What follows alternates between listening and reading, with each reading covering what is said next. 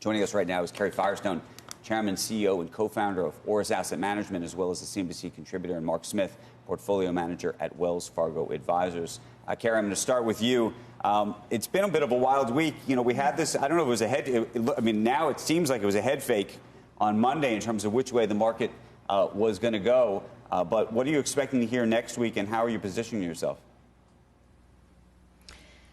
Well, it definitely was a week ending, looks like much better than it started. The market calmed down. It was worried about the Delta variant, and also these inflation pressures are weighing on some of the stocks that reported last week: consumer products, food, chemicals. You see today the Intel pressure is going to be because of the supply chain and costs, and the technology companies don't seem to have those pressures. They already pay high wages, they have very high profit margins, and user engagement has continued, not just during the pandemic, but post-pandemic.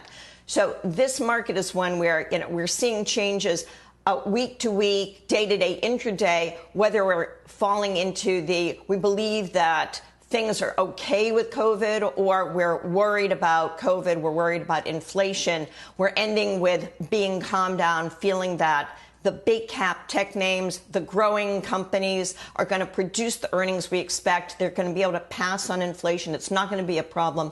But I think we still have a lot of concern about what happens with those that have these inflationary pressures. We're biased toward growth companies. We own a lot of the tech names. We think those will weather this inflation period better than those that have a lot of cost concerns. And so our style would be more growth, technology, consumer discretionary, Amazon type names, PayPal, Visa, right, American Express. We own the FANG stocks. Mark, we thought there was a pullback on Monday, and I think there were some people who thought that pullback would continue.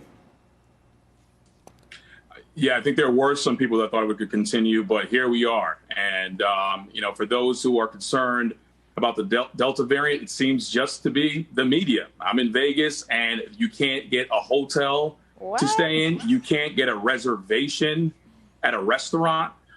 Everything's sold out. It costs $1,500 to get here from New York, and in coach with a layover. So, and people are still traveling. It doesn't seem to impact any of my clients. Although the Delta variant makes great news, when I look outside, everyone's acting like it's normal. And as a result, does that mean, pedal to the metal? I think you got to go pedal to the metal. You've got folks acting like we're back to normal. You've got the feds continuing to have, great policy, which is great for, spending and folks buying real estate.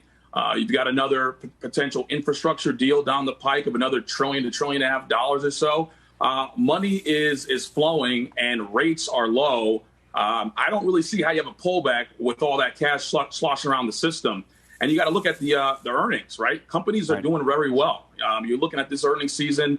You're seeing that none of these major companies out there, whether they're tech or anything else, are having earnings surprises to the downside. So I'm telling my clients that you've got to stay in this market. What are you going to do? Stay in cash and get 0%?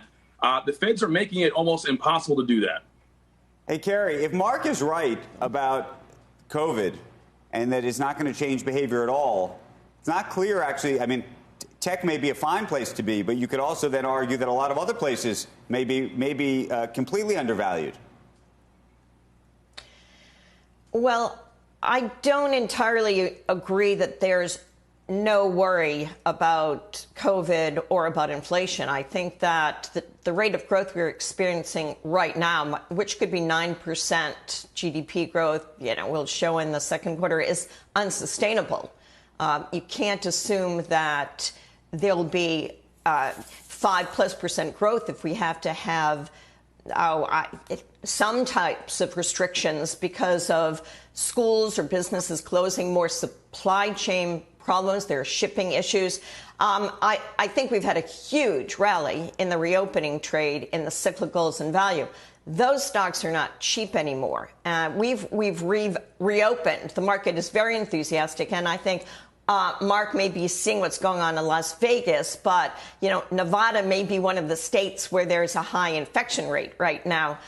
because so many people are gathering, and there may be a lot who are unvaccinated. So I don't dismiss that as a problem, and I think that we have to watch the types of responses that companies make to the future of the year, what they're going to see, what the guidance looks like. We know that we saw Campbell Soup, PPG, ConAgra talk about how their earnings were weaker than expected. Intel is feeling that pressure.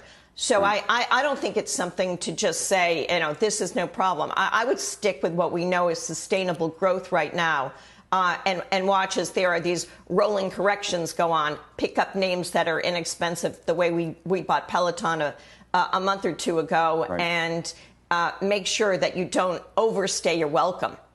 Okay, we're going to leave it there. Carrie and Mark, have a great weekend. And Mark, if you're in Vegas, you too. Have fun out there.